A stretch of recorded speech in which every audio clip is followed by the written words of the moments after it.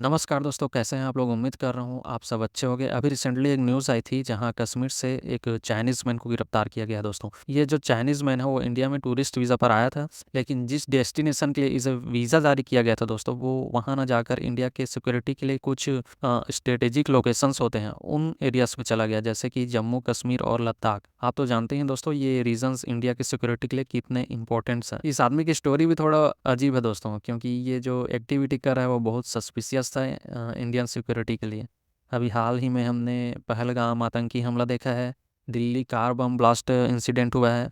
ये सब इंसिडेंट जो है वो इंडिया की सिक्योरिटी के लिए बहुत मायने रखते हैं दोस्तों। और इस तरह के जो सस्पिशियस एक्टिविटी है उनको अगर हम समय रहते ट्रैक कर लें तो शायद इन सबको रोका जा सकता है। यहाँ पर मैं कहना चाहूँगा दोस्तों कि हम अक्सर कोसते रहते हैं हमारी सिक्योरिटी एजेंसीज को कि ये समय रहते किसी भी जो थ्रेट है उसे ट्रैक नहीं करते हैं, और बाहर से कोई भी आके हमारे देश में इस तरीके की घटनाएं करके चला जाता है। लेकिन यहाँ पास हमारे सुरक्षा एजेंसियों की जो मुस्तैदी है, जो अलर्टनेस है, वो यहाँ पास हमें देखने को मिली है दोस्तों। पूरा स्टोरी क्या है, पूरा कॉन्टेक्स्ट क्या है, मैं अभी को बता दूंगा, तो लास्ट तक बने रहिएगा दोस्तों मेरे इस वीडियो में, और चैनल को सब्सक्राइब कीजिएगा और लाइक कीजिएगा दोस्तों आप स्क्रीन पे जो आदमी देख पा रहे हो ये एक चीनी नागरिक है जिसका नाम है हु कांगताई, जिसकी उम्र जो है वो पासपोर्ट के आधार पर 29 वर्ष बताई जा रही है। इस आदमी को 30 अक्टूबर से 30 दिसंबर के लिए इंडिया में टूरिस्ट वीज़ा दिया गया था दोस्तों।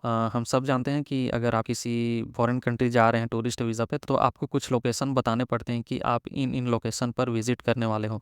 इस आदमी ने भी अपने लोकेशन बताया थे जहाँ बस इसे जाना था। उस लोकेशन के हिसाब से इसे वाराणसी, आगरा, दिल्ली, जयपुर, सारनाथ, गया और कुशीनगर के कुछ बौद्ध के जो धार्मिक मठ हैं वहाँ उसे विजिट करना था दोस्तों। लेकिन ये आदमी क्या करता है, 1 दिसंबर को जैसे ही दिल्ली एयरपोर्ट पर पहुंचता है वो उन लोकेशन पर न जाकर सीधा जम्मू कश्मीर और लद्दाख चला जाता है दोस्तों। इसमें इसकी एक स्ट्रेटेजी छुपी होती है दोस्तों। दरअसल लद्दाख में आपने जो आदमियों को देखा होगा, वहाँ के जो निवासी हैं उनको देखे होंगे, तो आपको पता होगा कि वो लगभग चाइनीज टाइप के दिखते हैं दोस्तों। तो ये उनके साथ समानता का फायदा उठाकर, अपनी शारीरिक बनावट और चेहरे की समानता का फायदा उठाकर दोस्तों वो वहाँ चला गया। अब इसके पीछे इसकी क्या स्ट्रेटेजी थी, क्या इंटेंशन था, ये अभी तक क्लियर नहीं हो पाया दोस्तों। लेकिन ये सब जो जगह है जम्मू कश्मीर और लद्दाख, ये इंडिया के लिए बहुत ही मायने रखते हैं दोस्तों। दरअसल दोस्तों अगर कोई विदेशी आदमी हमारे देश की यात्रा कर रहा है तो एयरपोर्ट पर एक FRRO ऑफिस होता है। FRRO मतलब कि फॉरेन रीजनल रजिस्ट्रेशन ऑफिस। यहाँ आपको रजिस्ट्रेशन कराना पड़ता है ताकि आपको ट्रैक किया जा सके आप जिस लोकेशन में विजिट करने के लिए आए हैं उस लोकेशन में जा रहे हैं नहीं, या फिर आपकी सुविधा का ख्याल रखने के लिए ये रजिस्ट्रेशन कराया जाता है दोस्तों। लेकिन ये आदमी क्या करता है, जैसे 1 दिसंबर को दिल्ली एयरपोर्ट पर आता है, ये FRRO की जो सिक्योरिटी लेयर होते हैं दोस्तों उसको ये चकमा दे देता है और सीधे ले एयरपोर्ट पहुंच जाता है। ले पहुंचने के बाद दोस्तों ये आदमी जो है वो ओपन मार्केट से एक फर्जी इंडियन सिम खरीदता है, अनरजिस्टर्ड गेस्ट हाउस में भी रुकता है दोस्तों। तो जो ये एक्टिविटी कर रहा है दोस्तों वो बिल्कुल सस्पिशियस है। किसी भी फॉरेन आदमी के लिए ये सब करना बहुत ही मुश्किल होता है। ऐसा लगता है जैसे ये कभी इंडिया आया हो और इस तरह की एक्टिविटी कई बार कर चुका हो। तो ये वहाँ जाकर जास्कर रीजन में भी कुछ दिन बिताता है। जास्कर रीजन क्या है दोस्तों, ये हम सब जानते हैं।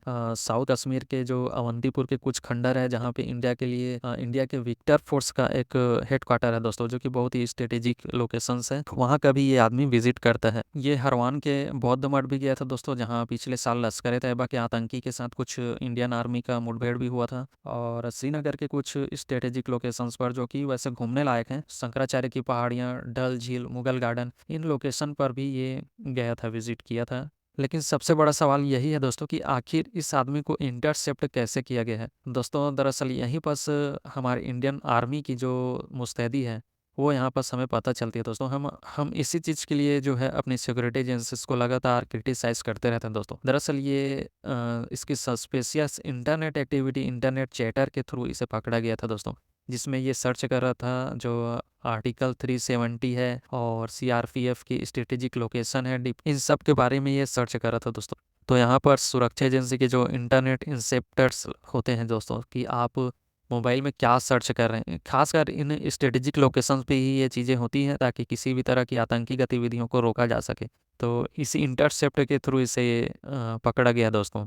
हाँ दोस्तों, अगर हम अलग एंगल से देखें इस स्टोरी को तो हमें समझ आता है कि ये आदमी जो है वो थोड़ा जिज्ञासु प्रवृत्ति का है। हो सकता है ये इंडिया विजिट करने आया हो, लेकिन उस रीजन में इसकी खास जो है रुचि हो। लेकिन इसकी जो एक्टिविटी है दोस्तों की फर्जी सिम लेना, अनरजिस्टर्ड गेस्ट हाउस में रुकना, ये सब कुछ अजीब लगता है। सुरक्षा एजेंसियों ने जब इनसे पूछा इस सब चीज के बारे में तो उन्हें भी कुछ सस्पिशियस लगा होगा। इस आधार पर इससे जो है वो पूछताछ की जा रही है। पूछताछ में ये आदमी जो है वो बता रहा है दोस्तों कि अमेरिका के बोस्टन यूनिवर्सिटी में फिजिक्स की पढ़ाई कर चुका है, और इसके जो पासपोर्ट्स ट्रेवल हिस्ट्री के हिसाब से ये अमेरिका, न्यूजीलैंड, ब्राज़ील, फिजी और हांगकांग इन देशों की यात्रा कर चुका है दोस्तों। इसने बताया है कि ये जो है आर्टिकल 370 और कश्मीर फाइल्स जैसे इंडियन फिल्में भी देख चुका है, और कश्मीर पर कुछ किताबें सर्च कर रहा था जैसे कि बशारत पीर की कर्फ्यू नाइट। हम सब जानते हैं दोस्तों कि ये जो फिल्में हैं, ये बुक्स हैं, कितनी विवादित हैं, और ये अलग पर्सपेक्टिव देता है दोस्तों लोगों को सोचने के लिए। अभी इस आदमी की सोच क्या थी कि ये सिर्फ